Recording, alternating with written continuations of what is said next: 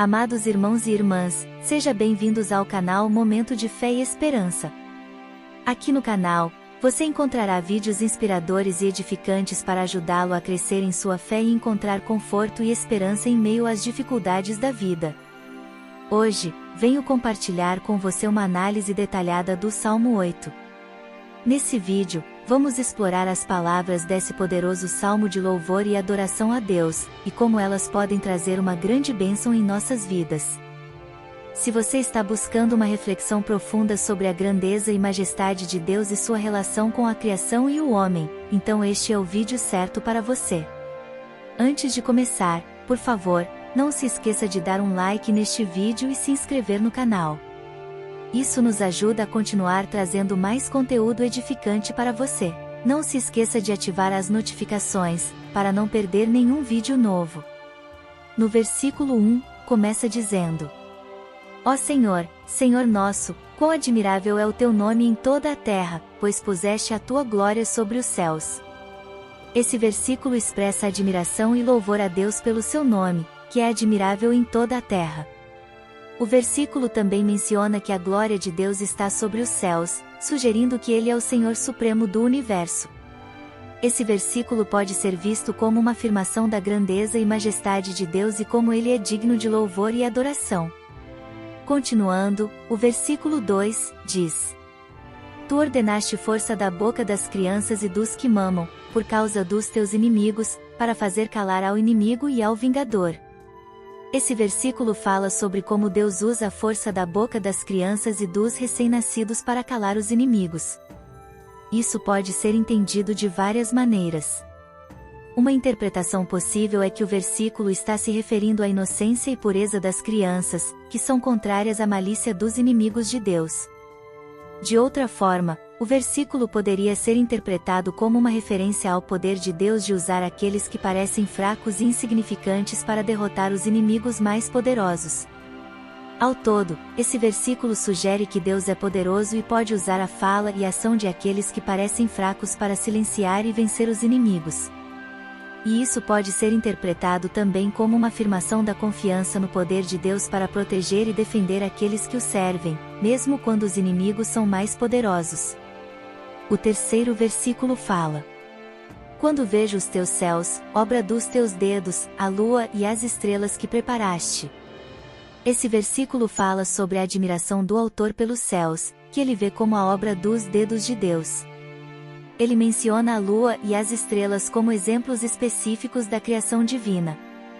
Esse versículo pode ser visto como uma expressão da grandeza e majestade de Deus, e como ele é digno de louvor e adoração. Esse versículo pode ser interpretado também como uma reflexão sobre a criação de Deus, como uma afirmação da sua onipotência e sabedoria, e como a beleza e ordem do universo são testemunhos da sua existência e poder. Já versículo 4, diz: Que é o homem mortal para que te lembres dele? E o filho do homem, para que o visites?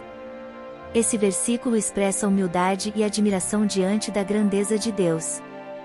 O autor pergunta por que Deus se preocuparia com um ser tão pequeno e frágil como o homem. Ele questiona a razão para que Deus visite o homem, ou seja, dê atenção a ele. Esse versículo pode ser visto como uma reflexão sobre a relação entre o homem e Deus, e como a grandeza e poder de Deus contrastam com a pequenez e fragilidade do homem. Isso pode ser entendido como uma afirmação da grandeza e bondade de Deus, e como ele se importa com o homem mesmo quando este se considera insignificante. O versículo 5 fala o seguinte: Pois pouco menor o fizeste do que os anjos, e de glória e de honra o coroaste. Esse versículo afirma que Deus fez o homem pouco menor do que os anjos e o coroou com glória e honra. Isso pode ser interpretado como um reconhecimento da posição especial do homem na criação de Deus.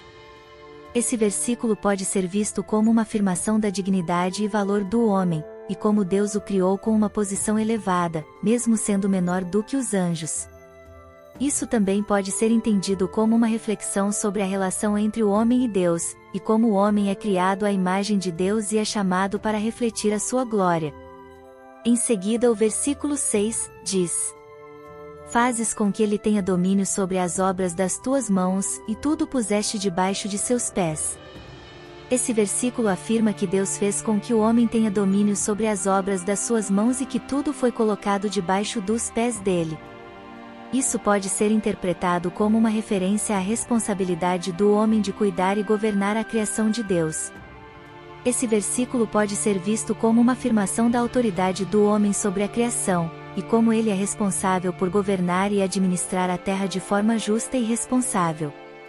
Ele também pode ser entendido como uma reflexão sobre a relação entre o homem e a criação, e como o homem é chamado a ser um administrador fiel e cuidadoso do mundo que Deus criou. Continuando com a nossa análise, o versículo 7 fala: todas as ovelhas e bois, assim como os animais do campo. Esse versículo menciona ovelhas, bois e animais do campo, como exemplos da criação de Deus que foi colocada debaixo do domínio do homem. Isso pode ser entendido como uma referência à responsabilidade do homem de cuidar e governar a criação de Deus, incluindo os animais e a terra. Esse versículo pode ser visto como uma continuidade da reflexão iniciada no versículo anterior, onde o homem é responsável por governar e administrar a criação de forma justa e responsável. Ele também pode ser entendido como uma afirmação da importância do homem e sua relação com a criação, e como ele é chamado a ser um administrador fiel e cuidadoso do mundo que Deus criou, incluindo os animais. Já o 8º versículo diz: as aves dos céus, e os peixes do mar, e tudo o que passa pelas veredas dos mares. Esse versículo menciona as aves dos céus, os peixes do mar e tudo o que passa pelas veredas dos mares como exemplos adicionais da criação de Deus que foi colocada debaixo do domínio do homem. Esse versículo segue a mesma linha de pensamento que os versículos anteriores, onde o autor reflete sobre a relação entre o homem e a criação, e como o homem é chamado a ser um administrador fiel e cuidadoso do mundo que Deus criou, incluindo os animais das águas. Esse versículo pode ser visto como uma continuidade da reflexão iniciada nos versículos anteriores, onde o homem é responsável por governar e administrar a criação de forma justa e responsável e sua relação com a criação. Ele também pode ser entendido como uma afirmação da importância do homem e sua relação com a criação, e como ele é chamado a ser um administrador fiel e cuidadoso do mundo que Deus criou, incluindo as aves, os peixes e tudo o que passa pelas veredas dos mares. Para finalizar, versículo 9 termina dizendo: ó Senhor, Senhor nosso, quão admirável é o teu nome sobre toda a terra. Esse versículo é uma repetição do versículo 1, onde o autor expressa admiração e louvor a Deus pelo seu nome, que é admirável sobre toda a terra. Esse versículo pode ser visto como uma conclusão para a reflexão que o autor tem sobre a grandeza e majestade de Deus e sua relação com a criação e o homem. Ele expressa sua admiração e louvor pelo nome de Deus e sua grandeza, como uma forma de encerrar a reflexão. Esse versículo pode ser entendido também como uma afirmação da grandeza e majestade de Deus, e como ele é digno de louvor e adoração, independentemente de qualquer reflexão ou consideração sobre a relação entre o homem e a criação.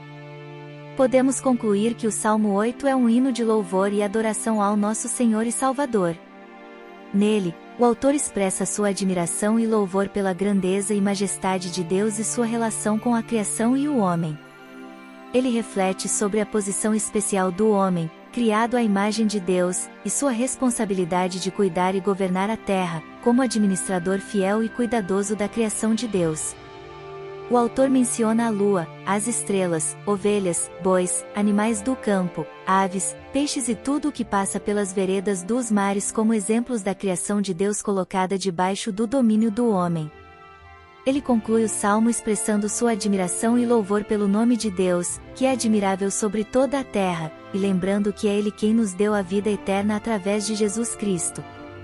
Louvamos e adoramos ao nosso Senhor e Salvador, por sua grandeza e majestade, e por sua bondade e amor eterno. O vídeo está chegando ao fim, espero que você tenha gostado da análise desse poderoso salmo. Eu realmente acredito que essas palavras de louvor e adoração ao nosso Senhor e Salvador podem trazer uma grande bênção em sua vida. Se você gostou deste vídeo, por favor, não se esqueça de dar um like, se inscrever no canal e ativar as notificações. Isso nos ajuda a continuar trazendo mais conteúdo edificante para você. Por favor, deixem um comentário com a sua reflexão sobre esse salmo, eu adoraria ler e responder às suas perguntas. Para finalizar, gostaria de deixar uma mensagem de fé e esperança para você. Lembrem-se de que, mesmo em meio aos desafios e dificuldades da vida, podemos ter confiança e esperança no nosso Senhor e Salvador, que é poderoso e fiel. Ele tem um propósito e um plano maravilhoso para cada um de nós, e Ele nunca nos deixará ou nos abandonará. Entreguemos nossas vidas a Ele e confiemos nele, pois Ele é digno de todo louvor e adoração. Deus te abençoe. Bom, vou ficando por aqui, e até o próximo vídeo.